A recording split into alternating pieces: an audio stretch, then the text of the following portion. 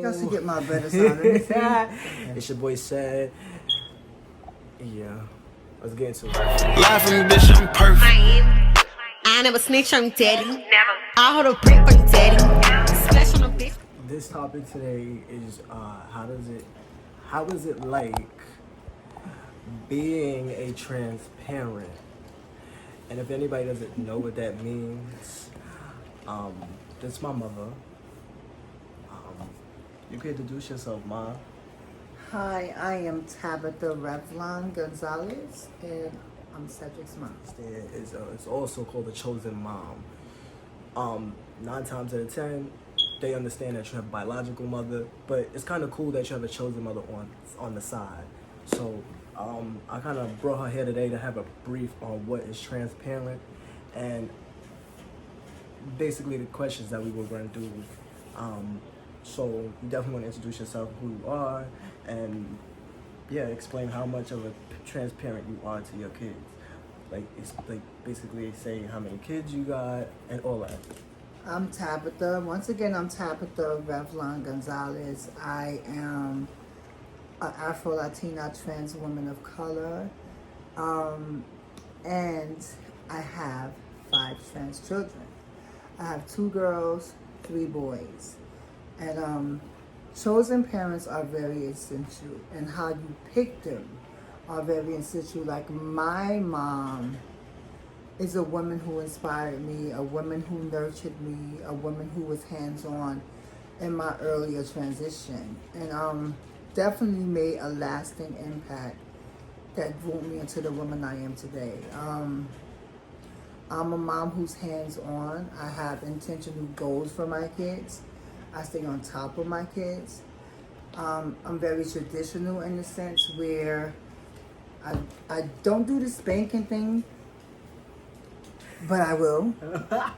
But I also try to encourage them and empower them. I'm kind of strict. But it has proven to be good because my kids all have jobs. They all do what they need to do. And when mommy's overwhelmed with work, her kids come and take care of her, which is why my son is here for the weekend.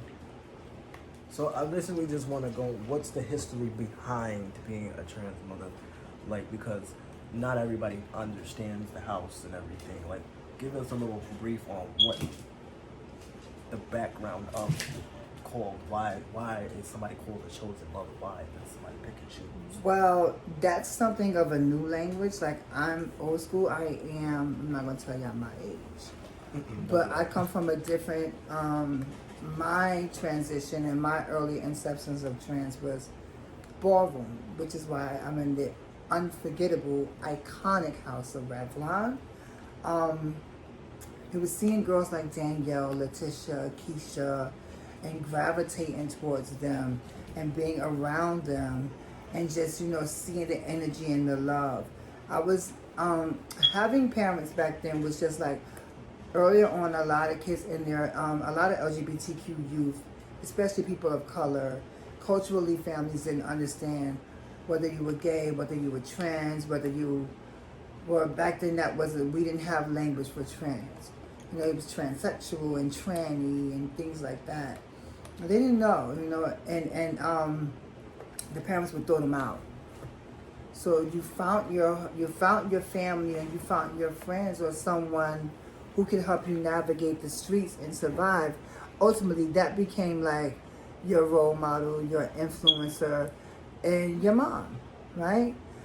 For some of us, we joined houses, and then you had brothers and sisters and aunts and uncles, and you guys kind of stood together as a family.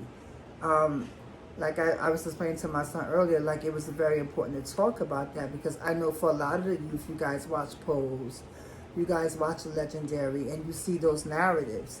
Understand that those narratives have evolved into a more gender inclusive, gender fluid, social acceptance as it wasn't back then. We didn't have the liberties that most people have today to adapt to language, to understand.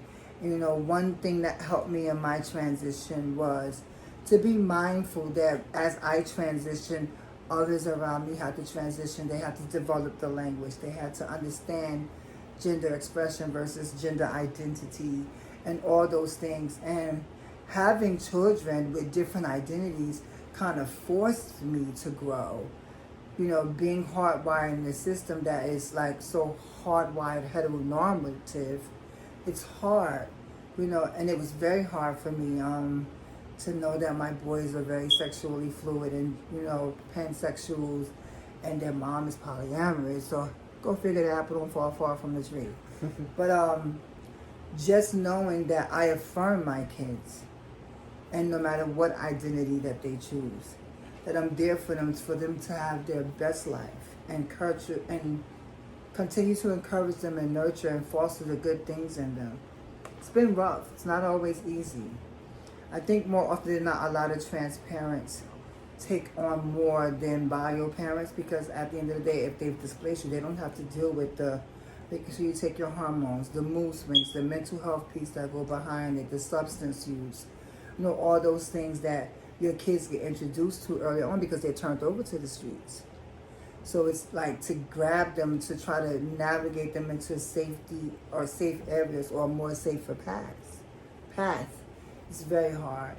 You guys gotta excuse me, I just got to work, but my son asked me to be here and talk about it, so I'm here.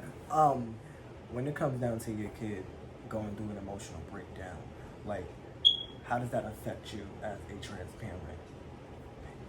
I connect to their issues because as, you know, seeking outside validation, wanting to be loved, wanting to be, you know, accepted and feel like you whole and somebody loves you. I went through various relationships until I met my husband, and we've been married 9 years. And it was very hard. You know, people say, how you did it? And I said, you know how? You gotta love them when it hurts. When you want to punch him in the throat, you gotta love him. When you want to walk away, you gotta love him. And when my kids go through those same traumas, may it have been relationships, you know, friends letting them down, people being interested in fetishizing my kids. You know, you'll always find me in their ear telling them be careful.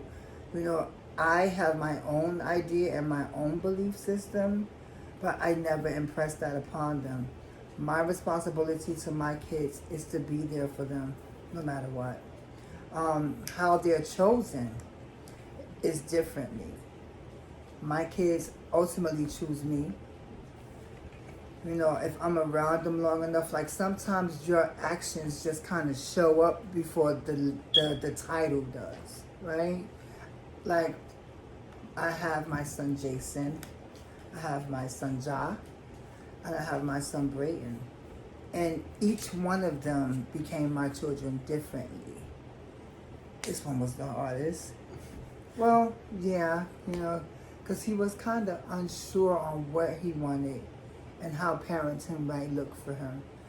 And ultimately, like, we had to, you know, we had some ups and downs, but I love him equally as my other two kids. And I just know that it's not something that you actually, like, you really do get to choose. But if you good and your heart is pure, and I don't really want to say that, but energies and the universe has a way of pulling people together that's meant to be together. So when you guys see me posting the pictures of my sons and us cooking dinner and them doing their chores and they're cleaning up and everyone's in the kitchen cooking and stuff like that, that's how I grew up. I remember, just very quickly, I remember my grandmother was the first person to affirm me as I am. Growing up in a very religious family, faith-based family, there were gender-specific roles. The woman cooked, the woman cleaned, the husband worked, and that was it. But all the women in my family were so powerful. They were able to cook, clean, and get jobs. You know, I watched my grandmother have 2 jobs. I watched her come home and cook. And the kitchen was like kind of like gender specific to the women. Unless you was coming in there grabbing something to eat, washing the dish, taking out the garbage, that was basically like something that the men do. Very rarely I saw men cook in my family. And my grandmother would always let me in the kitchen. I remember her splitting the peas and cooking collard greens and washing it and cake and letting me have the first finger to dig in there and get the batter. And in that, I know traditionally, she saw me. She knew. And the language wasn't there. But when I was with Grandma in the kitchen, when I was sitting there and she was swinging back and forth, listening to her gospel, she would tell me, pass me the bowl. I knew where everything was at in the kitchen. Because that's where I was supposed to be.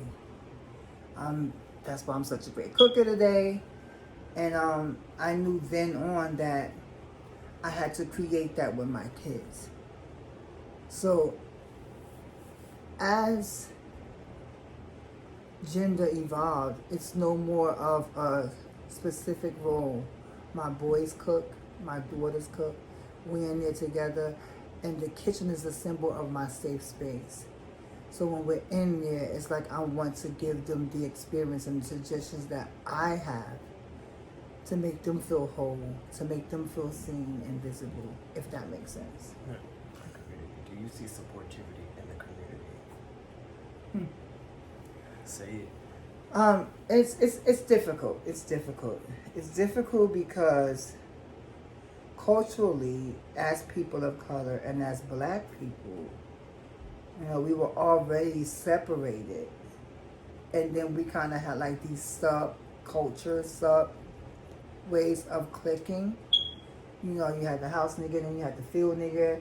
You had different types of people, and we didn't know what support looked like for each other unless it came to our liberation and our freedom from slavery, and then having to be like, that's your first introduction of what your Blackness is. We didn't get to know that we were kings, queens, empresses, and ran kingdoms and nations. We didn't get all that, because they tried to keep that from us. Thank God that our stories and our history is still told by others. So I would say support for us is different if you're not culturally aware on how to do it, right? Mm-hmm. So coming up in the community that's already marginalized, where it's every person for themselves, it's kind of hard to normalize what support looks like, because support looks different for each person. Right. I remember a story, you have those people say, if you need me, call me.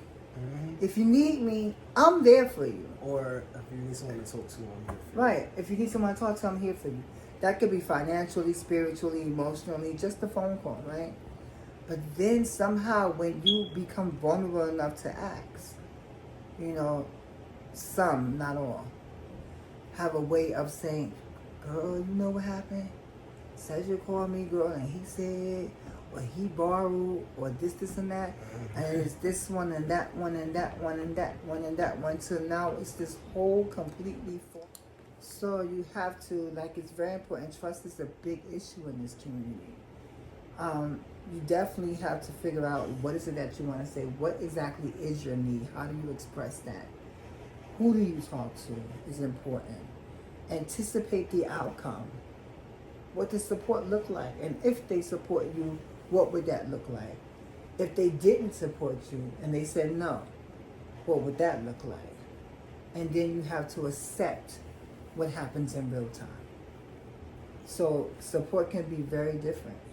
Okay. So asking someone for support,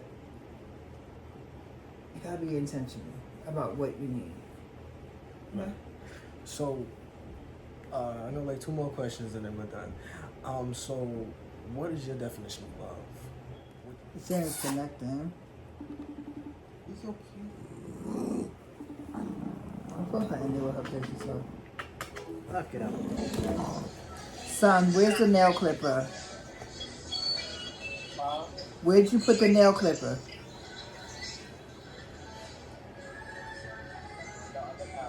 On the other couch? Okay, I'll get it. All right. All right, say hi to the YouTube land. Say hi. Where you at? Say hey to YouTube. Okay, so love. Like I said, love is limitless, right? And It forgives all, it heals all, it covers all. And that's different for everyone. Love is not easy. It requires work. And in relationships, love also requires you to like the person. Because when love fails, and they said love never fails. It doesn't, but it fades. So you have to figure out what you like about the person. Because sometimes because I like you, I'm willing to hang out with you just a little bit more.